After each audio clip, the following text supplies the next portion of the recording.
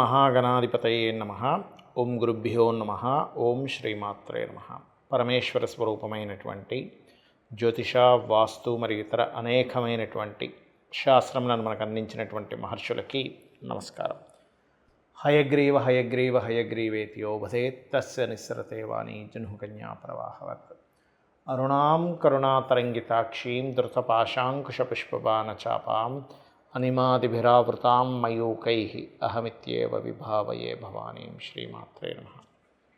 ప్రేక్షకులకి ఆ లలితాంబిక అమ్మవారి యొక్క అనుగ్రహం పరిపూర్ణంగా కలగాలని మనస్ఫూర్తి కోరుకుంటూ మనం ఈరోజు 18వ తేదీ మే నుంచి 24వ తేదీ వరకు ఉన్నటువంటి గ్రహస్థితికి ఎటువంటి ఫలితాలు రానున్నాయి చూసుకున్నట్లయితే ప్రధానంగా మనకి ఇక్కడ 3 గ్రహాలు శని, శుక్ర మరియు అదేవిధంగా ఈ యొక్క రాహు 3 కూడా మీన రాశిలో ఉన్నాడు. కొన్ని వాటిల్లో ఏంటంటే రాహుకేతులు మారిపోయినట్టుగా చూపిస్తున్నాడు.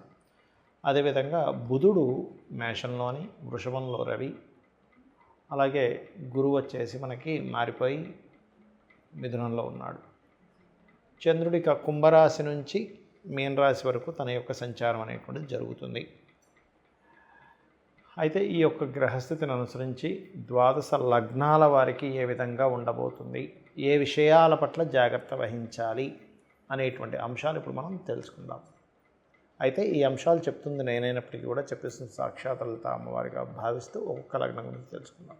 మేషలగ్నము, మేషరాశి. మేషం వారి కనుక చూసుకుంటే మీ యొక్క లగ్నాధిపతి చతుర్థ స్థానంలో ఉన్నాడు. కాబట్టి మీరు ప్రాపర్టీస్ కానీ లేకపోతే ఏదైనా ఒక భూ సంబంధించిన డీల్ చేసేటప్పుడు కానీ, విద్యా సంబంధించిన విషయాల్లో కానీ, వాహనాల మీద వెళ్ళేటప్పుడు ఈ వారం కాస్త జాగ్రత్తగా ఉండాలి. అయితే ఈ వారం చతుర్థాధిపతి అయినటువంటి ఆ యొక్క చంద్రుడు కూడా మీకు దశమ స్థానం నుంచి 12వ స్థానం వైపు తన యొక్క ప్రయాణం జరుగుతుంది. దీనివల్ల ప్రధానంగా మీరు వ్యాపార సంబంధించినటువంటి విషయాల్లోని మరియు ఇన్వెస్ట్మెంట్ చేసేటువంటి అంశాల్లోని కొంచెం ఈ వారం ప్రధానంగా మీరు జాగ్రత్తగా ఉండాలి. ఇక ధనాన్ని ఇచ్చే కారకుడు ధనస్థానంలో రవి, సూర్యభగవానుడి యొక్క స్థితి ఉంటుంది. కాబట్టి మెడికల్ రంగాల్లో ఉండేటువంటి వారికి ఆరోగ్యపరమైనటువంటి విషయాల్లో మెడికల్ పరంగా మీరు ధనం సంపాదించాలి. లేనట్లయితే ఒక హాస్పిటల్ పెడుతున్నాము, లేనట్లయితే ఒక ఫార్మా రిలేటెడ్ సంబంధించినవి, మెడికల్ రిలేటెడ్వి మెడికల్ షాప్ పెడుతున్నాం అనుకునేటువంటి వారికి చాలా అనుకూలంగా ఉంటుంది. అయితే గతంలో ఏవైతే మిస్అండర్స్టాండింగ్స్, మిస్కమ్యూనికేషన్స్ జరిగాయో అవి కాస్త క్లియర్ అవ్వడం జరుగుతుంది. అన్నదమ్ముల మూలంగా, తెలిసిన వాళ్ళ మూలంగా, బంధువర్గం మూలంగా కూడా కొన్ని కొత్త ఇన్వెస్ట్మెంట్స్ చేస్తారు. అదేవిధంగా వివాహ సంబంధించినటువంటి విషయాలు కనుక చూసుకున్నట్లయితే ప్రధానంగా ఇక్కడ వివాహ ప్రయత్నాలు కుదురుతాయి. మీ యొక్క జీవిత భాగస్వామిని విదేశాలకు పంపించాలనేటువంటి ప్రయత్నం కూడా సక్సెస్ అవుతుంది. అలాగే మరొక విషయం ఏంటంటే ఇక్కడ ఈ ఉద్యోగం కోసం ఉన్న ప్రాంతం కాకుండా ఇతర ప్రాంతాలకు వెళ్ళడం ద్వారా ఎక్కువ సక్సెస్ రేట్ అనేటువంటిది చూపిస్తుంది. కాకపోతే మీకు ఎన్లాడ్స్ అని నడుస్తుంది కదా అని చెప్పి కొంతమంది భయభ్రాంతులకు గురవుతున్నారు. ఏమీ అక్కర్లేదు. సింపుల్గా మీరు చేసే ఇన్వెస్ట్మెంట్స్ విషయంలో సరైనటువంటి ఇన్వెస్ట్మెంట్స్ చేస్తున్నానా లేదా, ఇది సరైన సమయమా కాదా, మీరు ఎంచుకున్నటువంటిది ఏదైతే కేటగిరీ ఉందో అది సరైనటువంటిదా కాదా అనేటువంటిది కేవలం చూసుకోండి. విదేశాలకు వెళ్ళాలని చేసే ప్రయత్నాలు కూడా ఫలిస్తాయి. మీకు చూసుకున్నట్లయితే ఆరోగ్యపరమైనటువంటి విషయాల్లో కొంచెం మీరు ఈ ఇన్ఫెక్షన్స్ లాంటివి ఇటువంటి విషయాల పట్ల కాస్త జాగ్రత్తగా ఉండండి. ఇక మీరు చేయవలసినటువంటి దేవత ఆరాధన ఏమిటి అని చెప్పి చూసుకున్నట్లయితే సూర్య భగవానుని యొక్క ఆరాధన, ఆదిత్య హృదయ పఠనము ఇవి చేయండి. అన్ని విధాల బాగుంటుంది. చాలామంది ఏలినాడు శని వస్తుంది, అర్ధాష్టమ శని ఉంది, అష్టమ శని ఉంది, కాలసర్పదోషం ఉంది, లేకపోతే సర్పదోషం ఉంది అని భయపడుతూ ఉంటారు. ఒకటే చెప్తున్నాను నేను మీకు, ఏ దోషమైనా గుర్తుపెట్టుకోండి. ముఖ్యంగా కాలసర్పదోషాలు లేదా సర్పదోషాలు మీకు ఆ సర్పదోషం ఉన్నటువంటి మహాదశలు అసలు జీవితంలో ఉన్నాయా లేవా అని చెక్ చేసుకోండి. అంతేగాని కేవలం ఏదో కాలసర్పదోషం ఉందనో అంటే ఒకటే ఏంటంటే కాలసర్పదోషం అనేటువంటిది దేశకాల గోచారాలకు సంబంధించిందిగా ఉంటుంది. అది అంటే దేశంలోని ఇప్పుడు చూడండి మనకు కాలసర్పదోషంలో ఉండడం వల్ల ఇవన్నీ కూడా జరుగుతున్నాయి. ఒక రకమైన అటాక్స్ కావచ్చు ఇవన్నీ కూడా. అయితే ప్రతిసారి మరి కాలసర్పదోషం వచ్చినప్పుడు రాదా అంటే దానికి కొన్ని లెక్కలు ఉన్నాయి శని కుజుడు ఉండే స్థితిని బట్టి, రైట్. అయితే ఇక్కడ కాలసర్పదోషం కాలానికే కానీ జన్మజాతకానికి కాదు, ఇది శాస్త్రంలో ఉన్న విషయం. మరి సర్పదోషాల పరిస్థితి ఏమిటంటే ఆ సర్పదోషం ఏ భావానికి కనెక్ట్ అయిందని చూసుకోవాలి. దాన్ని బట్టి వాళ్ళకి వివాహమా, సంతానమా, లేకపోతే మరొక బిజినెస్ మీద ఎఫెక్ట్ వస్తుందా అని చూసుకొని ఆ దశలు మీ జీవితంలో ఉంటేనే ఎఫెక్ట్, లేకపోతే ఏ ఎఫెక్టు లేదు. మీరు నిశ్చింతగా భయపడకుండా ఉండొచ్చు. ఇక ఏలినాడు శని, అర్ధాష్టమి శని, అష్టమి శని సమయాల్లో నేను చాలాసార్లు చెప్పాను, సీఎంలు, పిఎంలు, ప్రెసిడెంట్లే అయ్యారు, పెళ్ళిళ్ళు అవుతాయి, సంతానం కూడా కలుగుతారు. కాబట్టి శ్రమ ఉంటుంది, శ్రమ కారకుడు కాబట్టి అంతకుమించి మరొకటి ఏమీ లేదు. అయితే ఇక్కడ ప్రధానంగా మీరు తెలుసుకోవాల్సింది ఏంటంటే మీ యొక్క లగ్నం ఏమిటి, మీ లగ్నం నుంచి మిగతా గ్రహాలన్నీ ఎక్కడున్నాయి. ధనం రావట్లేదంటే అయ్యో రావట్లేదని బాధపడ్డం కాదు.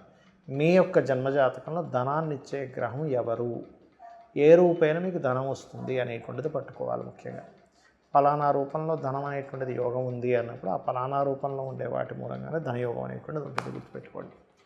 అలాగే మరొక విషయం ఏంటంటే ధనంతో పాటు కొంతమంది చూడండి, చిన్నప్పుడు చదువుకునే చదువు వేరే చదువుతారు, కానీ ఏమవుతుంది వాళ్ళకి ఆ యొక్క విద్య అనేటువంటిది అనుకూలించదు. ఎందుకు అనుకూలించదు అంటే వాళ్ళకి ఆ విద్య వల్ల ధనయోగం ఉండదు. కాబట్టి ఏ విద్యలు చదువుకుంటే కేవలం నాలెడ్జ్ సంపాదించుకోవడం, హాబీ కోసం ఏం చదువుతున్నాము, ఫలానా ప్రొఫెషన్గా తీసుకోవాలన్నప్పుడు ఏ గ్రహం అంటే ధనాధిపతి ఏ ప్రొఫెషన్కి కనెక్ట్ అయి ఉందో చెక్ చేసుకోవాలి. అప్పుడు మీకు ఆ చదువు వల్ల ఉపయోగం ఉంటుంది, గుర్తుపెట్టుకోండి. అదేవిధంగా అది ఒకటే కాకుండా ఒక గృహం కొనుగోలు చేసేటప్పుడు కానీ ఏ డైరెక్షన్ పనికి వస్తుంది, కొనుగోలు చేసే సమయం అవునా కాదా, ఇప్పుడు వివాహం చేసుకునేటప్పుడు కూడా ప్రతి జీవుడికి కూడా అది స్త్రీ కావచ్చు, పురుషుడు కావచ్చు, 3 నుంచి 5 సార్లు దాని యొక్క ప్రభావం ఉంటుంది. అంటే ఆ పలానా ఇయర్స్లో వివాహం అవ్వాలి అని ఆ రకంగా మనం చూసుకోవాలి. ముఖ్యంగా ఏ ఏ సమయాల్లో వివాహ యోగం ఉంది. చాలామంది చేసే మిస్టేక్ ఏంటంటే అనుకూలించినటువంటి సమయంలో వివాహ సంబంధించిన ప్రయత్నాలు చేస్తూ ఉంటారు. అంటే మీ సప్తమాధిపతికి, మీ శుక్రుడికి లేదా మీ కుజుడికి, స్త్రీలకైతే కుజుడికి, పురుషుడికైతే శుక్రుడికి శుభగ్రహ సంబంధాలు గోచారంలో లేనప్పుడు ప్రయత్నం చేస్తారు. అప్పుడు సఫలీకృతం అవ్వదు, బాధపడుతూ ఉంటారు. అదేవిధంగా వ్యాపారాలు ప్రారంభించేటప్పుడు కూడా మీకు ఈ సమయం సరైనదా కాదా, విదేశాలకు వెళ్ళేటువంటి విషయాలు కావచ్చు, వ్యాపారాల విషయాలు కావచ్చు. అదేవిధంగా తెలియక కొంతమంది జాబ్ మారిపోతుంటారు, జాబ్ మానేస్తుంటారు. ఈ సమయంలో ఓపికగా ఉండాలా, లేకపోతే జాబ్ మానేసి ఇంకోది వెతుక్కోవచ్చా అనేటువంటిది కూడా మీ జన్మ జాతకంలో ఉంటుంది. ఇవి ప్రధానంగా తెలుసుకోవాల్సిన అంశాలు. దీంతోపాటు కొంతమందికి ఆలస్య వివాహంతో పాటు ఆలస్య సంతానం కూడా ఉంటుంది. ఆలస్యం అసలు ఎందుకు అవుతుంది, చాలామంది తెలియక ఏం చేస్తారంటే బాధపడిపోతుంటారు. అలా కాదు, కొంతమందికి ఆలస్య సంతాన యోగం ఉంటుంది. 3 సంవత్సరాలకి, 5 సంవత్సరాలకి, కొంతమందికి 7, 8 లేదా 10, కొంతమందికి అయితే నేను 15 ఏళ్ళకి కూడా సంతానం కలిగిన వాళ్ళని నేను చూశాను. కాబట్టి మీరు బాధపడకుండా అసలు ఏ దేవత ఆరాధన చేసుకోవాలి, ఇంట్లో కూర్చొని చక్కగా మీరు ఏదో వేలు లక్షలు ఖర్చు పెట్టాల్సిన అవసరం లేకుండా చక్కగా ఇంట్లో కూర్చొనే మీరు ఏ దేవత ఆరాధన చేసుకోవాలి, ఎటువంటి మంత్రం చేసుకోవాలి, ఏ నామాన్ని మీరు స్మరించినట్లయితే ఆ యొక్క దోషం అనేటువంటిది పోతుంది అనేటువంటిది జన్మజాతకంలో మాకు ఉంటుంది. మరి ఈ గోచార ఫలితాలు ఎందుకు అంటే మీ జన్మజాతకం అంటే మీరు ఒక ప్రయత్నం చేస్తున్నారో ఆ ప్రయత్నానికి తగ్గట్టుగా మార్కెట్ ఉందా లేదా అని మనం చూస్తాం ఒక బిజినెస్ చేసేటప్పుడు. ఇప్పుడు ఈ బిజినెస్ తగ్గట్టుగా బయట మార్కెట్ ఉందా లేదా, ఎలా అయితే మార్కెట్ పాజిటివ్గా ఉంటే మీరు చేసే బిజినెస్ ఎలా అయితే పాజిటివ్గా ఉంటుందో గోచారం కూడా అంతే. మీరు ఒక ప్రయత్నం చేస్తున్నారు, ఆ ప్రయత్నానికి గోచారం అనుకూలంగా ఉందా లేదా చూసుకుంటాం. గోచారము అనుకూలంగా ఉంది, మీ యొక్క జన్మజాతకం కూడా అనుకూలంగానే చూపిస్తుంది అనుకోండి, అప్పుడు ఎటువంటి ఇబ్బంది అనేటువంటిది రాదు, ఇది గుర్తుపెట్టుకోవాలి. కాబట్టి అందుకు మనం గోచారం చూసుకోవాలి.